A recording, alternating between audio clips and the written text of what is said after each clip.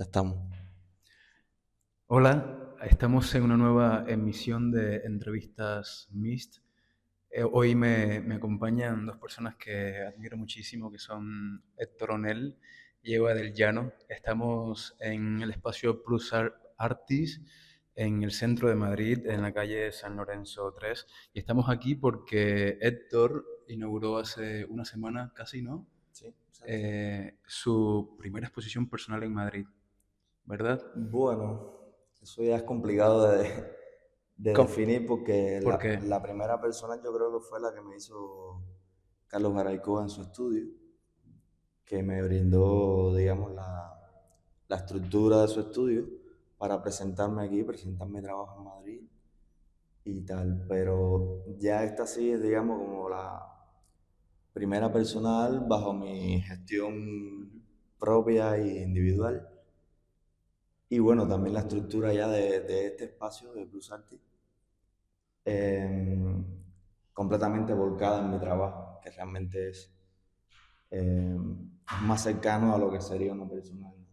Sí. Sí. Esta exposición la ha curado Eva del Llano.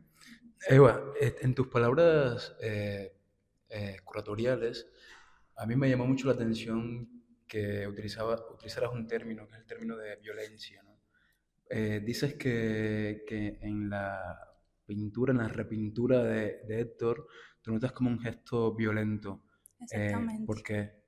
Sí, bueno, yo conocí a Héctor igual en el estudio de Carlos y ahí fui acercándome a su trabajo, también por imágenes, fue el primer acercamiento que tuve, ¿no?, a la obra de Héctor. Y fui conociéndolo, también hablábamos diariamente, ¿no?, sobre su trabajo, pero siempre a partir de lo que él me contaba, de cómo funcionaba su proceso, de la repintura, de este borrado que él hace de las imágenes, y luego que va también añadiendo nuevas imágenes. Pero realmente todo este tema de la violencia que hablo en el texto, lo pude ver cuando realmente vi su proceso. O sea, pude ir a la casa, bueno, al estudio, casa de Héctor, y ahí vi cómo realiza el proceso y realmente fue la sensación que tuve, porque estamos acostumbrados a esta idea de la pintura de alguna manera alejada o que tiene un aura, ¿no? De alguna manera que permanece también, que es una imagen sagrada, de alguna manera que tiene Sí. una inmortalidad ya, Sí, ¿no? hablas de Entonces, Laura en el término de Benjamin, ¿no? Esa especie sí, de exactamente. barrera que se establece entre el creador este endiosado, ¿no? Un poco teológico, esa idea del arte teológico, ¿no? Sí, esa especie de Y divinidad, ¿no?, que le claro, otorgamos a la imagen. y en ese momento que tú visitas a Héctor, dices, aquí se ha roto Laura, ¿no? Exactamente. Y entonces sí, viendo su proceso fue que pude ver que para él la pintura era otra cosa también, no era la imagen, sino era este proceso también de transformación, de también aprender de él mismo, ¿no? Porque, o sea, pinta una imagen, la borra y luego sobre esa base pinta otra, o sea, también ese proceso de luchar contra la misma pintura fue lo que me pareció violento. Y además el mismo proceso, verlo, él camina sobre la tela, o sea, con un cepillo la raspa, agua, o sea, son cosas que realmente no asociamos o sea, para nosotros la pintura en un museo es algo intocable de alguna manera. Entonces, esa ruptura que hace Héctor me pareció violenta, pero también muy poética, porque al final la imagen que queda tiene contenido toda esa transformación en ella. Y bueno, me pareció muy interesante, ¿no?, pensar la pintura también desde otra concepción, verla también en el proceso, no simplemente la imagen que queda en una tela. Sí. Eva, tú dices también en ese texto que, bueno, esta exposición se llama Oro, Paño y Carne. Sí. Dice que esas tres nociones, si podemos llamarle nociones, forman parte indiscutible de la historia del arte occidental, ¿no? ¿Y cómo llegas a relacionarlo con Héctor y por qué decidieron nombrar esta exposición de esa manera?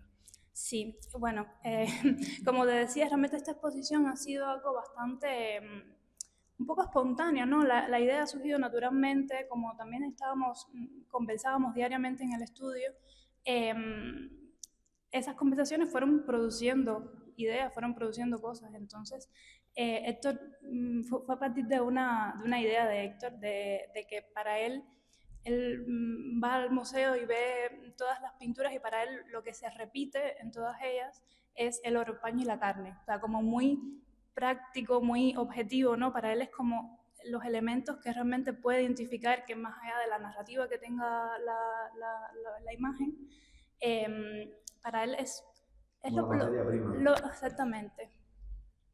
Sí, la idea surge de una experiencia, de la visita al Prado, a Reina Sofía, sobre todo los museos españoles, que es realmente la referencia que he ido teniendo, pero también tiene que ver con mi relación con la historia del arte, con los maestros de la pintura. Pero bueno, básicamente viene de esa experiencia en el Museo del Prado, que fui con mi chica y la sensación fue, esto es básicamente oro, paño y carne si le quitas la narración interna que tienen, si es más católica, más protestante, eh, más mitológico, más sobre eh, reyes o más de reyes o menos de reyes, digamos. Entonces era como esa materia prima que atravesaba todas estas telas, que por supuesto tiene que ver con una época de la pintura también, ¿no? Pero me parecía interesante hacer este gesto reduccionista, que al final es una reducción absurda, pero que me servía como poética para, digamos, con estos tres elementos y sus porcientos, que es algo también que trabajé, por ejemplo, la relación entre 10% de carne, 50 de tela y 40 de oro, como esos porcientos generaban una lectura diferente, aunque la idea fuera la misma, oro, paño y carne, con esto sale eh, algo concreto, ¿no? Pero con sus porcientos generaban nuevas lecturas.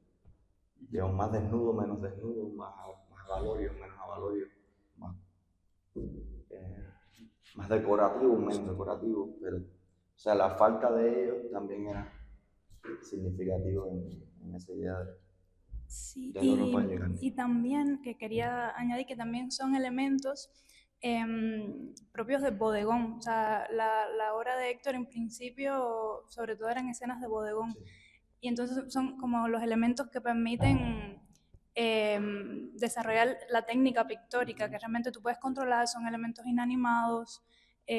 También a partir de ahí teníamos esa idea de hablar sobre la pintura, de diferentes maneras de entender la pintura, pero también esos elementos nos permitían remitirnos a eso objetivo que tiene la pintura, al artificio, a la técnica. Sí, a mí me interesa mucho pensar el bodegón en relación a esta exposición en el sentido anglosajón, ¿no? En el sentido de el still life, ¿no? Ese fragmento de vida, ¿no? Me interesa pensarlo desde ese lugar lingüístico, sobre todo también porque, bueno, hace un momento les preguntaba por qué decidieron nombrar esta exposición de esa manera y no fue ligero que haya mencionado la palabra nombrar, porque yo creo que esta exposición más que titulada está nombrada, ¿no? Se nombran los cuerpos y esta exposición es un cuerpo vital, ¿no? Yo siento que hay mucha vitalidad en estas piezas que nos rodean y sobre todo porque nacen de un gesto muy... que tiene mucha fuerza, ¿no? Es muy performativo también. Yo te he comentado que yo siento que tu trabajo tiene mucho que ver con lo performativo y que me gustaría incluso verlo de manera pública, ¿no? Cómo haces ese ejercicio de borrado, como decía Eva, y yo siento también que pones en crisis una idea, una noción que es la noción de palimpsesto, ¿no? Que es una noción que es muy llevada y traída, muy, yo creo que hasta vulgarizada, ¿no? Y tú retomas esa idea en un sentido quizás originario, ¿no? Ese sentido que tomaban los egipcios con el papiro, ¿no? Que ponían un papiro sobre otro para reciclarlo. No hay un reciclaje no solamente de texturas, hay un reciclaje de ideas también, siento, en tu trabajo. Estas últimas ideas que te están rondando, ¿cuáles son, Héctor? O sea, la idea central, digamos que tiene que ver con la construcción que he ido haciendo de esto que le llamo la repintura, que tiene que ver ya con toda esta performatividad que estamos hablando, todo este reciclaje, todo este palincesto. Y entonces, ¿qué hago? Que con ese planteamiento, con esa estructura base, me voy moviendo por intereses tan concretos como ¿qué pasa si la pintura fuera oro, paño y carne, que es el hecho de esta exposición? ¿Qué pasa si las preocupaciones sociales fueran tan básicas como oro, paño y carne? Entonces, básicamente las telas, toda la propuesta, toda la historia que traen estas telas se mueven hacia esa preocupación momentánea, porque al final es un proceso que va sobre el tiempo. Si sobre algo va, es sobre el tiempo que van junto conmigo, ¿no? Sobre mi tiempo también, entonces. Por lo tanto, se mueven según mis preocupaciones y mi preocupación es básicamente esa. Cómo limpiar, cómo despejar de este mundo de sobrecarga de imagen, sobrecarga de información, sobrecarga de problemas sociales, de problemas eh, tan básicos también como la carne, el oro y el paño, ¿no? Digamos, eh, tan básicos en el sentido de viejos. O sea, al final es algo que me interesa aquí también. Lo viejo, las nociones viejas, no las nociones postmodernas ni las nociones de actualidad. Pero ¿no crees que este ejercicio de fragmentación y recomposición de tu trabajo es muy posmoderno también? Es una operación postmoderna, pero es una inquietud antigua en cuanto a la temática, en cuanto al propio hecho del óleo sobre el lienzo. Aunque la operación sea fragmentaria, de palincesto, de todas estas técnicas que resultan posmodernas por el hecho de desacralizar la imagen, de la muerte del genio, sí. Pero la preocupación esencial es, digamos, tan antigua como el ser en sí, ¿no? Que cómo me he visto, cómo represento una posición social a través de mi vestuario, cómo me decoro la piel, cómo me adorno, cómo mis tatuajes me definen o no, o la ropa, ¿sabes? Entonces son Claro. básicas, preocupaciones básicas. A mí me interesa continuar por aquí porque yo siento que esa idea muy posmoderna de que todo texto es un mosaico de citas, de que todo texto no es más que un roce entre textos, ¿no? De que todo texto es fragmentación de textos, ¿no? Eh, yo creo que más que una operatoria es una sensibilidad, ¿no? Que la posmodernidad, más que el collage, que incluso es de finales del siglo XIX con Picasso, con George Braque, qué sé yo, esa idea del collage se retoma en eso que podemos llamar el capitalismo tardío, ¿no? Esa sociedad postindustrial que construye una sensibilidad posmoderna, ¿no? Aunque con operatorias que los artistas, las artistas dentro de toda la historia del arte pudieran utilizarla en algún punto específico, ¿no? Pero como sensibilidad, ¿no? Como carácter, como postura, ¿no? Yo creo que la posmodernidad le echa mano a esas operatorias y construye unos textos que son críticos, que son críticos con un contexto, ¿no? En tu caso, ¿a ti te interesa posicionarte en un sitio determinado? Dices que te interesa también deshacer el tiempo, ¿no? O el tiempo tomarlo desde un punto mucho más expandido, ¿no? Te interesa, dices lo viejo, te interesa lo histórico, podemos llamarle, No, te interesa el archivo. no, no, no, no, ¿Qué no. te interesa? Lo veo en cuanto a esencial, a esencial, a una cosa esencial de qué comemos, qué nos ponemos, cómo funcionamos entre nosotros como sociedad. Pero viejo en ese sentido, Ujú, en lo esencial, más bien, no sé si es la relación entre viejo y esencial que la entiendes, ¿no? ujú. Exacto. A eso me refiero en cuanto a viejo, pero también el hecho del óleo y el lienzo, que es algo que tiene una historia descomunal en el arte y que a lo mejor sería más fácil ser postmoderno utilizando los nuevos medios, las nuevas inquietudes como, qué sé yo, la inteligencia artificial y todas estas cosas, pero no, lo que hago es regresar al inicio, regresar a los inicios, cómo que más bien tiene que ver al inicio de la pintura y al inicio del bodegón. Fíjate tú por dónde anda la cosa. Y esta preocupación, digamos, del bodegón concretamente, porque es algo que tiene que ver con el trabajo, empezaron por el engañar el ojo, el representar cómo el crecimiento económico, digamos, de los holandeses, del tráfico marítimo, empezó a generar estos telares, este tráfico de joyas, de objetos hermosos. Generaba trampantojos. El trampantojo, claro, que es la cosa de engañar el ojo. Y también la relación con las vanitas, la cosa de somos finitos, aprovecha el momento, el carpe diem, aprovecha el día porque no sabemos qué va a pasar mañana, la cosa de, digamos, a través de la iconografía concreta como las velas, la carabela, expresar también la temporalidad finita de nosotros como carne, de nosotros como objetos también. Yo creo que perdí la idea ya. Yo no sé Y bueno, si... en ese caso, las obras pudieran verse un poco más viejas en ese sentido, en esta relación de óleo sobre lienzo, pero tienen una idea también contemporánea, aparte de que se refiere a bodegón y tiene esta temporalidad que no solo es a través de los objetos que representa, sino de la temporalidad de la propia repintura, de la propia... Somos finitos y la tela es finita, la imagen que represento es finita y nos movemos hacia un hallazgo que es el mismísimo tiempo, que es el mismísimo camino, ¿no? Entonces, ¿cómo esa relación? Sí, yo no sé si bueno, quizás no, quizás sí, ustedes están de acuerdo conmigo. Hablabas de, y disculpa que insista sobre esto, pero es que hablabas de que Yo dices, sé que no, perdí la no pregunta. soy, dice que no, dice que quizás lo contemporáneo, lo posmoderno tiene que ver con eso que llamamos nuevas tecnologías o nuevas No, no, maneras no, de no, hacer. no.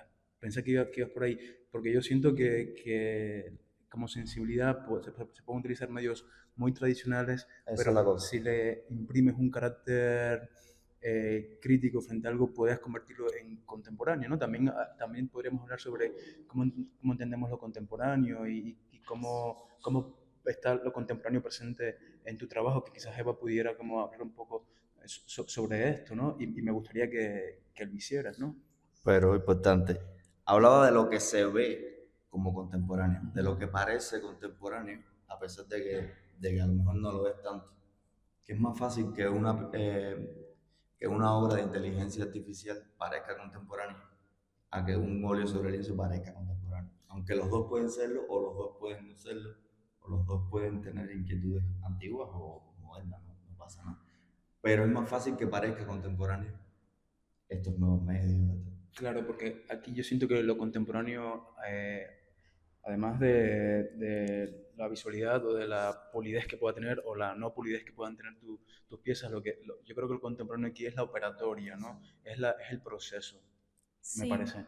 sí, exactamente. Héctor o sea, va hacia la tradición o sea, y también se ve en el hecho de la pintura que es, o sea, viene con nosotros desde todos los... O sea, me trabé un poco. O sea, quiero decir que Héctor mira la tradición y a la pintura, que es también un medio tradicional, pero exactamente su operatoria, lo contemporáneo se ve en su operatoria, en el hecho de tener una postura crítica frente a ella, de concebirla de otra manera, en este caso del proceso, de también de verla como objeto, que no sea simplemente la imagen en la tela, sino también que o sea, forma parte de un artefacto que tiene el bastidor, o sea, también trabaja los bordes del lienzo. Incluso el embés, lo que está detrás también. Exactamente, incluso o sea, el reverso del lienzo.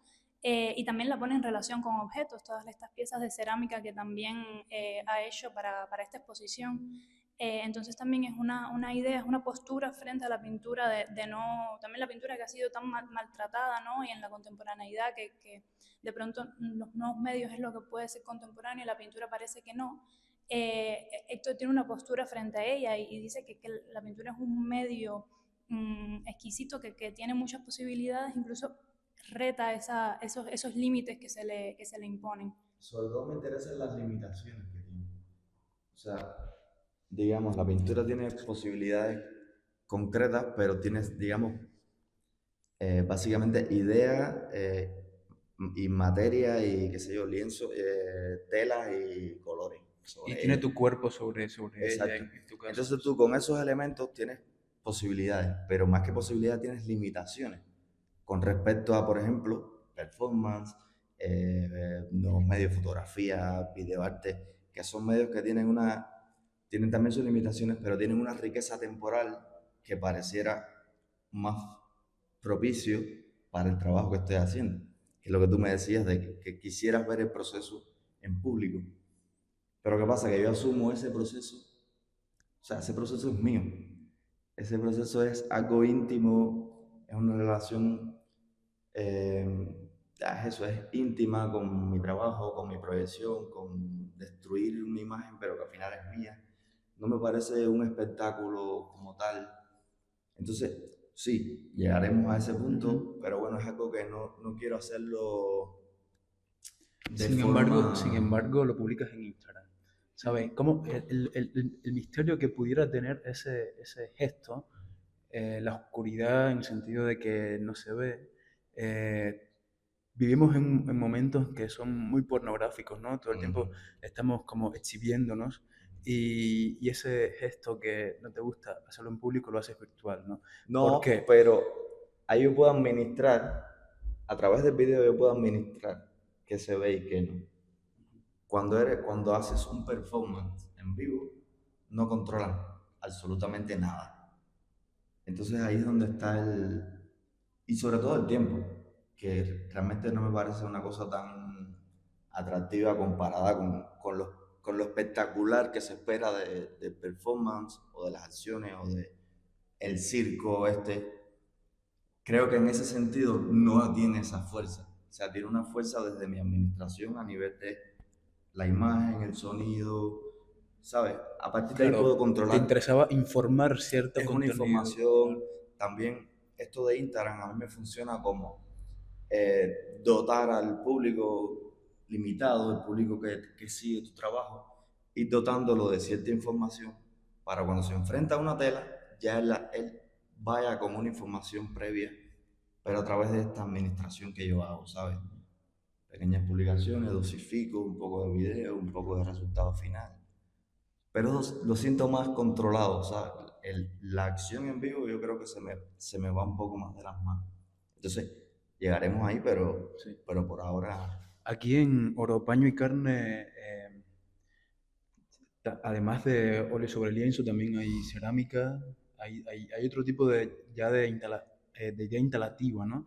Pero siento que no es nueva, ni mucho menos. En tu caso quiero decir, porque, bueno, yo te conocí, no personalmente, pero sí tu trabajo mientras estudiabas en ELISA, te conocí como parte del grupo UPS, te conocí haciendo una exposición de movimiento de pinturas dentro de un espacio con este grupo, que me gustaría que me dijeras como mínimamente cómo va, si se mantiene, si aún existe, si no existe, y bueno, que también un poco reflexionaras sobre cómo has podido evolucionar o mutar a partir de esta influencia de estas personas que te acompañaron en algún momento, no sé si te siguen acompañando, hasta el hoy, sobre todo porque aquí hay trabajos que forman parte de tu tesis de graduación de Elisa, si mal no recuerdo.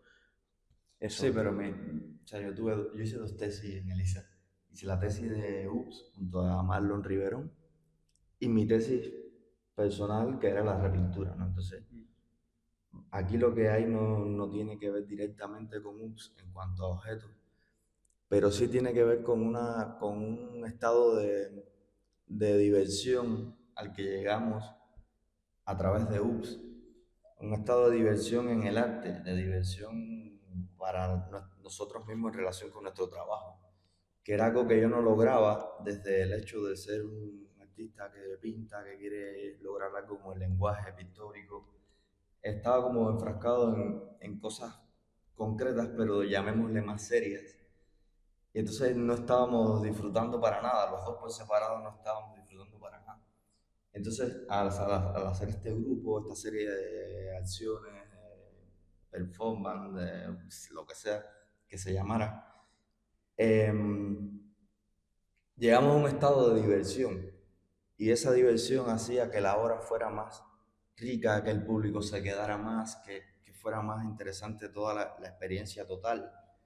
Em, También un poco de descaro, es algo como que nosotros le llamábamos descaro a la cosa de enfrentar menos seria la historia del arte, menos serio el público, menos serio la publicidad, tu relación con esto, con la publicidad, cómo tú publicitas. A lo mejor sí podemos ser publicitarios. O sea, también la Expo, la publicidad de la Expo la asumí como si fuera una marca, como si Oro, Paño y Carne fuera una marca y tuviese un branding y tuviese una identidad visual. Entonces, todo esto son cosas de UPS, eso sí no lo puedo negar. Y tiene que ver con esta diversión que hablaba, de que a lo mejor una Expo se puede montar y desmontar y el público está en ese proceso, de que podemos cobrar la entrada a una galería, porque normalmente es algo que no pasa, porque se cobra la entrada al cine, al teatro, a todo, pero a las exposiciones no. Entonces, ¿sabes? Son pequeñas ideas que tú, si las trabajas mucho, a lo mejor llegas a nociones que tienen sentido. Pero como nosotros lo asumíamos muy espontáneo, muy, ¿por qué no cobramos? No, vamos a cobrarla. Yo creo que en UPS había sobre todo una preocupación. Primero había una apetencia de cinismo y también había también una preocupación en torno al soporte, ¿no? Que es una pregunta que en el arte desde las vanguardias ya se está como cuestionando mucho qué soporta la idea artística, ¿no? Yo recuerdo mucho que John Lennon y Yoko Ono pusieron en Nueva York un cartel que decía, la guerra ha terminado, si tú quieres, ¿no? Entonces Robert Mapplethorpe iba pasando y decía, se puede poner el arte también en las fachadas, ¿no? Y entonces fue cuando Robert empezó a intervenir poner collage ya no en un lienzo homogéneo, sino en el propio marco, ¿no? Ya empezó a hacer otro tipo de gestos más como que ponían en crisis la idea del soporte, ¿no? Y en tu caso también. Y esto lo menciono como recuerdo ahora que me viene a la cabeza, pero la idea del soporte, yo creo que era una preocupación muy importante en UPS y lo veo todavía en lo que estás haciendo ahora mismo, ¿no? ¿Dónde coloco mi idea? Es algo que yo creo que tú te autodefines como pintor, ¿sí? Me es más fácil, como me es más repintor, fácil. como repintor, pero que te cuestionas muchas cosas en torno a dónde colocas esa pintura y qué la soporta, ¿no? Tiene que ver con esto que te hablaba de los límites de la pintura. Y que al final es algo que nos hemos ido inventando nosotros totalmente. O sea, nos hemos ido inventando, a lo mejor por facilidad, a lo mejor por conveniencia o por comodidad real. Nos hemos ido inventando que lleva su bastidor, que hay un tipo de tela concreto que es el que más perdura, que tiene que ir montada a cierta altura del suelo, al nivel visual, que sé yo, por ejemplo. Toda esa estructura me parece que son las herramientas que yo tengo. Entonces, con eso yo lo veo como ecualizar, digamos. Tienes el bote del marco, lo ancho. Tienes la altura del nivel visual de la galería, la subo. Tienes la tela que normalmente tiene que estar centrada en una pared, dobla por otra pared. No digo que nada sea nuevo, ni nada, ni mucho menos. Es que la idea de original y nuevo ya están en crisis Eso no me tiempo. interesa, pero sí me interesa cómo ecualizando todas estas pequeñas cosas, digamos el título, le sumo 20 títulos y hace un párrafo.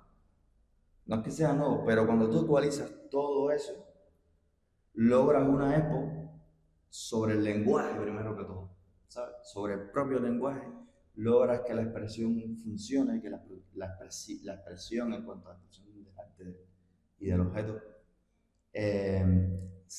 llegue más dentro, creo yo.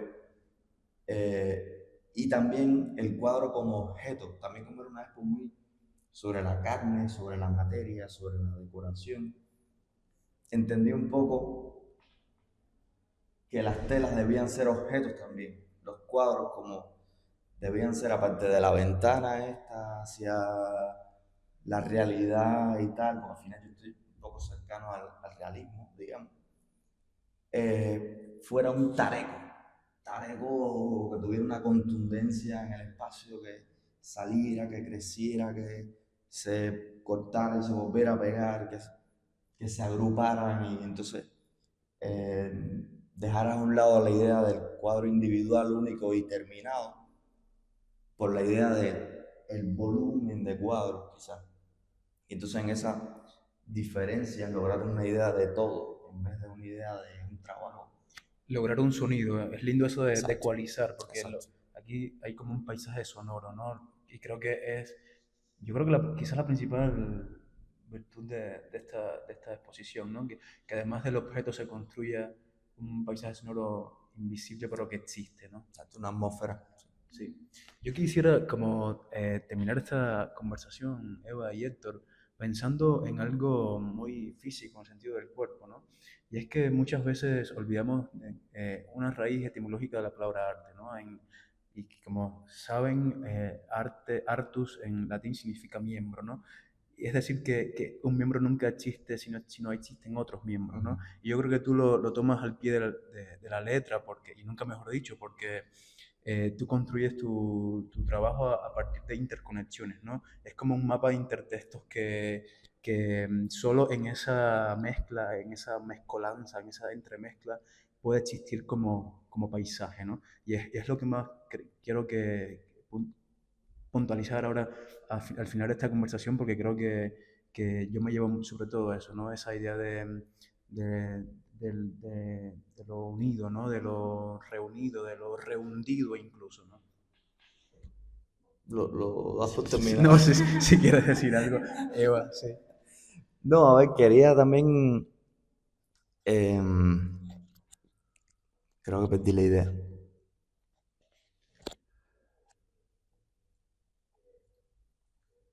Mencionaste algo y se me ocurrió una cosa bonita, pero ya la... No, ya, que tiene que ver, o sea, que tiene que ver con esta atmósfera que tú me estás hablando y esta idea de miembro que depende de un colectivo. Y que es también cómo funciona mi proyecto a largo plazo. Yo ahora veo una serie de imágenes, una serie de información con la que un público cercano y familiar se ha ido quedando, ha ido asumiendo, ha ido entendiendo. Y así mismo pretendo que funcione mi trabajo, pues digamos, para la próxima expo van a estar las mismas telas, pero no van a estar las mismas imágenes. Y sencillamente van a quedar un pequeño público que se acercó, que vino a la expo, con una idea, digamos, con la idealización de esta expo y con la atmósfera y el sonido, como tú lo has llamado, de esta expo. Eso me parece más contundente que tuvieran la posibilidad de volver a ver esos cuadros. No sé si sabes lo que te digo, es como asumimos toda la expo como, digamos, una obra de teatro, una cosa en un reality. Es una cosa que vas a ver en vivo, aquí, ahora, y que si no la ves, pasó, pero que si la ves te quedas sencillamente con la imagen mental de lo que sucedió. Y me parece que eso es más poderoso que la imagen en sí. Bueno, sabes qué? Que aquí estaré otra vez para ver si has sido capaz de deshacer lo que has hecho, Wow. de destruir y de destruirte a ti mismo, tal vez. Ahí estamos. Ya está. Gracias. Gracias. Gracias.